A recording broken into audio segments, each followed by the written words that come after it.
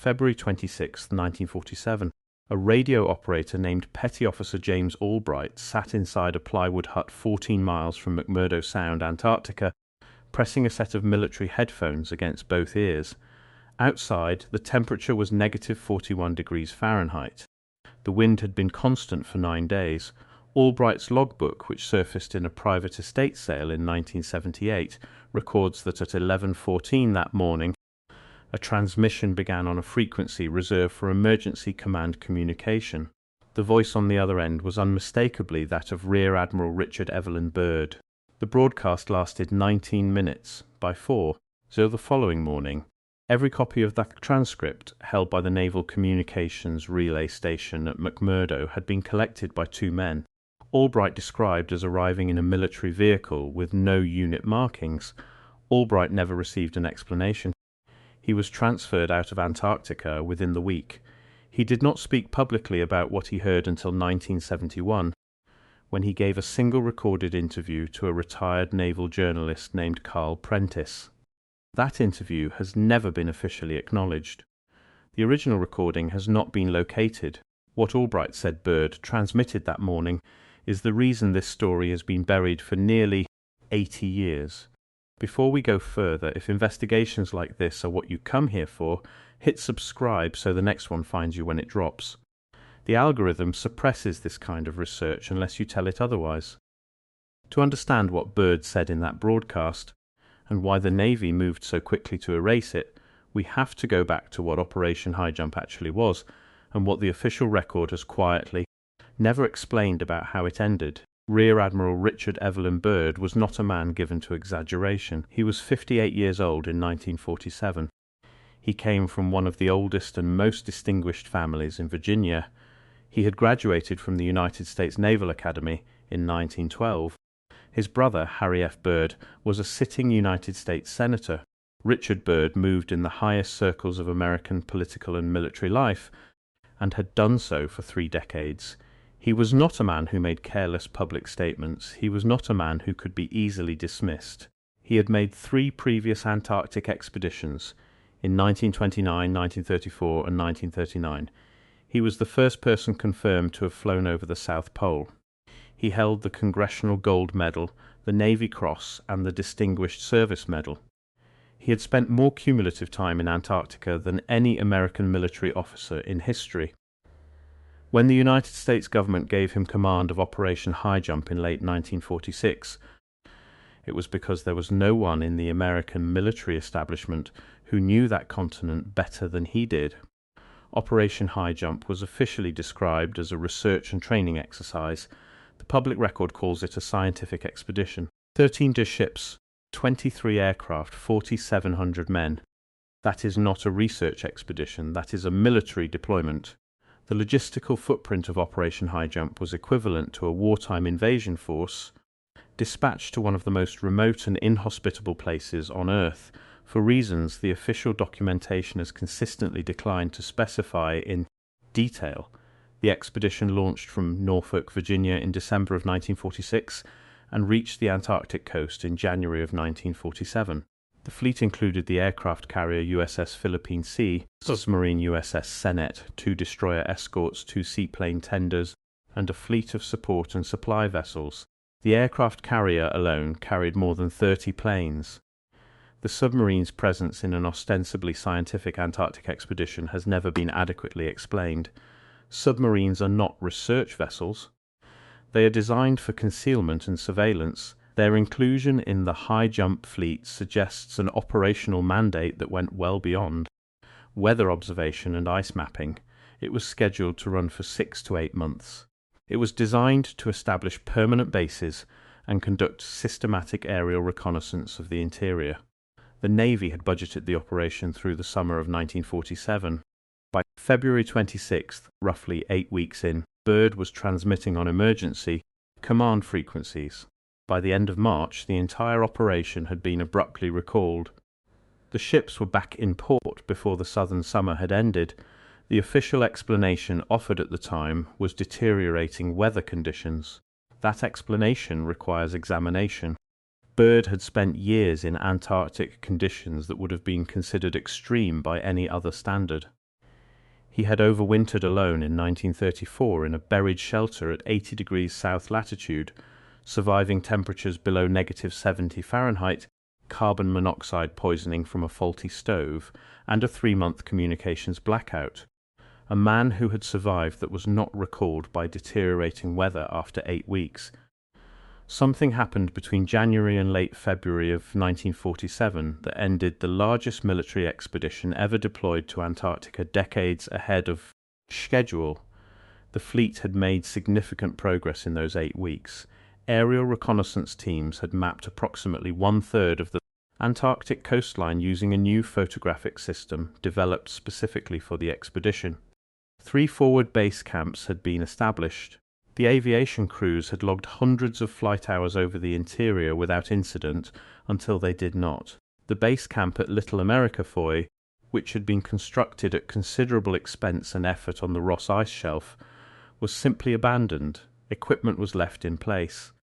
Structures that had taken weeks to build were walked away from. When the Navy was later asked about the abandonment of those facilities, the official response was that retrieval was not cost-effective given the early departure. That answer was accepted. Nobody pressed further. Nobody asked why a military organization that had just spent an estimated $100 million on a deployment would walk away from salvageable equipment to save the cost of a few extra weeks of operation. Petty Officer James Albright's logbook entry for February 26th records the following, in his own handwriting. Transmission received 11:14 hours. Emergency command channel, Admiral Byrd speaking. Duration approximately 19 minutes. Content classified pending instruction. Albright wrote 2 additional words beneath that entry that he later said he added after the men came for the transcripts. The 2 words were, "They came." Albright kept his personal logbook separate from the official station log. That is the only reason the February 26th entry survived. The official station log for that date, along with all accompanying carbon copies of transcripts, was among the materials removed before dawn on February 27th. Albright's personal logbook was tucked inside a canvas duffel beneath his bunk. He did not retrieve it until after the 2 men had left. He described them in the 1971 interview as wearing standard Navy issue cold weather gear with no visible rank insignia and carrying a metal document case of the kind used by naval intelligence couriers. They did not show identification. They did not speak except to ask where the transmission records were kept. When Albright pointed to the filing cabinet, one man opened it, removed a specific folder and placed it directly into the case. They were inside the hut for less than 4 minutes. The recorded 1971 interview Albright gave to Carl Prentice, a former naval journalist who had covered Operation High Jump from Norfolk before the expedition departed, runs to approximately 44 minutes. Prentice died in 1979. His estate was handled by a nephew in Gloucester, Massachusetts named Douglas Prentice, who stated in a letter published in a small naval history newsletter in 1984 that the original reel-to-reel tape of the Albright interview had been among items reported missing from his uncle's storage unit sometime between 1979 and 1983. Douglas Prentice did not speculate about how or why it disappeared. He simply noted that it was gone. What Albright told Prentice Byrd said in the broadcast was this, that the expedition had encountered something in the interior of the continent that the existing command structure was not equipped to evaluate, that he was requesting immediate contact with Washington at the highest available level, and that under no circumstances should the contents of the transmission be entered into the standard communications log. Albright said the second part of the broadcast shifted in tone. Byrd, according to Albright, described seeing aircraft that did not belong to any nation participating in Operation High Jump, not Soviet aircraft, not German aircraft. Aircraft that moved in ways that the pilots accompanying him on the flight could not account for. Several of those pilots had filed informal incident reports with the expedition's aviation officer. Those reports, Albright stated, were among the materials collected by the 2 men who arrived before dawn. But here is what makes Albright's account impossible to simply dismiss. He was not the only one. Lieutenant Commander John Sayerson was a pilot attached to the expedition's aerial reconnaissance squadron. in a letter written to his brother in March of 1947, recovered from a family archive and first published in a small circulation military history journal in 1993, Sayerson describes a reconnaissance flight over the interior of the continent during which his aircraft and two others encountered what he called objects of unknown origin, maintaining formation at altitudes that were inconsistent with any known aircraft. Sayerson wrote that upon returning to the ship, the flight crew was debriefed individually by men he did not recognize who were not part of the expedition's regular command staff. He wrote that he was told the incident had not occurred. He was told to record nothing. Sayerson's letter was written 7 days before the operation was recalled. A third account comes from Warrant Officer Gerald Fitch, an equipment technician assigned to the expedition's photographic processing unit. Fitch maintained a personal diary throughout the deployment, excerpts of which were shared with a researcher named Harold Dahl in 1969. Dahl included several of those excerpts in a self-published account of the expedition printed in a run of approximately 400 copies in 1971. In the relevant entry dated February 28, 1947, 2 days after Byrd's broadcast, Fitch writes that the photographic film from 3 reconnaissance flights conducted over the interior between February 19th and February 24th had been pulled from the processing queue by a senior officer and transferred to a separate storage container marked with a red classification band. Fitch writes that he was told the film was damaged. He writes in the same entry that he had personally inspected the canisters before they were handed over and that the film inside was not damaged. It was, by his description, fully intact and awaiting standard development. Whatever was on that film was never developed in Fitch's unit. He never saw it again. A Chilean newspaper called El Mercurio published an interview with Byrd on March 5, 1947, during a port call in Valparaiso as the fleet made its way back north. The interview has been cited in Antarctic research for decades. In it, Byrd is quoted as stating that the United States would need to defend itself against enemy aircraft capable of flying from pole to pole at tremendous speed. The statement was attributed directly to Byrd in the published text. When American wire services attempted to follow up the interview, the Navy issued a brief statement saying that Byrd's comments had been mistranslated and did not reflect his views. No corrected translation was ever provided. No retraction was published in El Mercurio. The original Spanish text of the interview still exists in the newspaper's archive. El Mercurio, 1947. Byrd on the record, describing a threat that the Navy said he never described. The language Byrd used in that interview, even in translation, is precise and deliberate. He did not speak in metaphors. He did not speculate. He described a specific operational concern, aircraft moving from pole to pole at speed, as though he was briefing a committee, not giving a press interview. The Chilean journalists who conducted it described him as calm, measured, and entirely lucid. The Navy's response, by contrast, was vague. The mistranslation claim was never substantiated with a corrected text. No naval spokespersons identified which specific words had been mistranslated or what they should have said instead. The denial was issued. It was accepted, and the underlying statement, from one of the most decorated and credible military officers in American history, was quietly buried beneath it. The Navy has never adequately explained why Operation High Jump was recalled after 8 weeks of a planned 8-month deployment.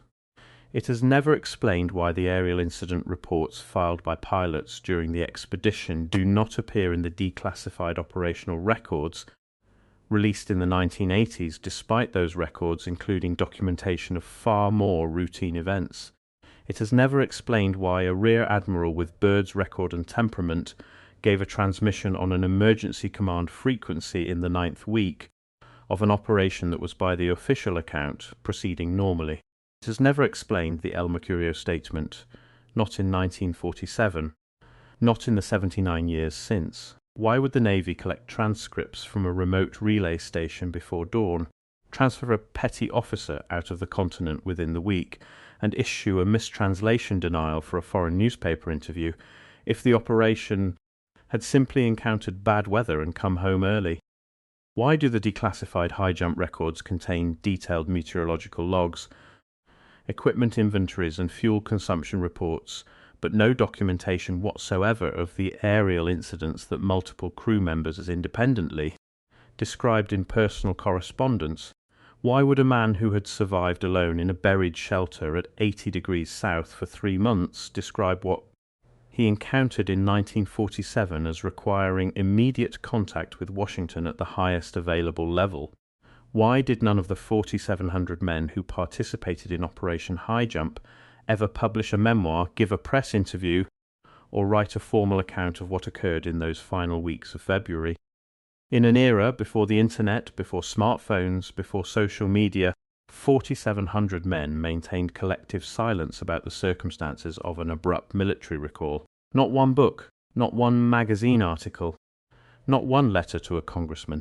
The silence was not natural. Collective silence of that completeness across that many people over that many decades requires active maintenance. These questions do not go away because the Navy declines to answer them.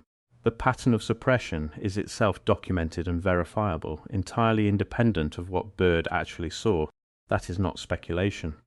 That is a series of specific provable gaps in the official record that the official record has never once addressed. Richard Byrd made one more Antarctic expedition in 1956. He was 68 years old. The 1956 expedition was brief, largely ceremonial, and conducted under the banner of the International Geophysical Year Preparation. People who knew Byrd well said he seemed diminished by the time he returned. His longtime aide, Captain George Dufek, noted in his own memoir that Byrd seemed preoccupied and spoke infrequently about the 1956 trip. What he spoke about, according to Dufek, was 1947. He died in March of 1957, 11 months after returning. The official cause was a circulatory ailment. He was found in his home in Boston. He had no history of serious cardiovascular disease on record. His personal diaries from the 1947 expedition, which he was known to have maintained, have never been made public. His family has stated they were donated to the Byrd Polar Research Center at Ohio State University. The center's published collection inventory does not list them. The diaries are not listed as restricted. They are not listed as lost. They are not listed at all.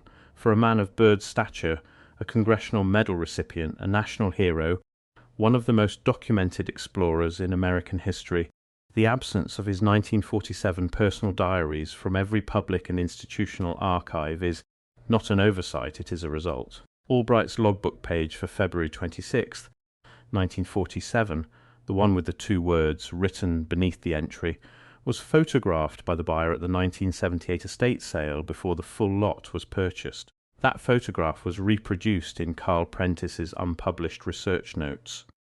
A single copy of those notes exists in the possession of a private collector in Portland, Oregon, who acquired them from Douglas Prentice in 1986. The collector has declined all requests for access. He has stated only that the notes exist and that he intends to donate them to a university archive upon his death. He has not yet specified which university. Until he does, those notes remain in private hands, unverified, unexamined, and entirely outside the reach of any official record. The official history tells us that Operation High Jump was a routine scientific expedition that returned early due to weather, and that Richard Byrd was an American hero who spent his later years in quiet retirement. What the personal correspondence of his own crew members tells us is that something interrupted that expedition in its 9th week that the command structure was not prepared to explain, and that the institutional response to those accounts, the collection of transcripts, the transfer of witnesses, the denial of a published interview, the disappearance of personal diaries, followed the same pattern that surrounds every suppressed account in this era of American military history. These records survive because people refuse to stop asking. If this matters to you, subscribe and share this with someone who needs to hear it. History does not disappear when it is buried. It disappears when no one looks for it. Next week, I am pulling a thread that connects Operation High Jump directly to a classified naval intelligence memo written in August of 1947, 5 months after the recall, that references a landing site survey conducted on the Antarctic interior by personnel who were not part of the original expedition roster. one set of coordinates, no names attached. The memo is 3 paragraphs long, 2 of them are still redacted.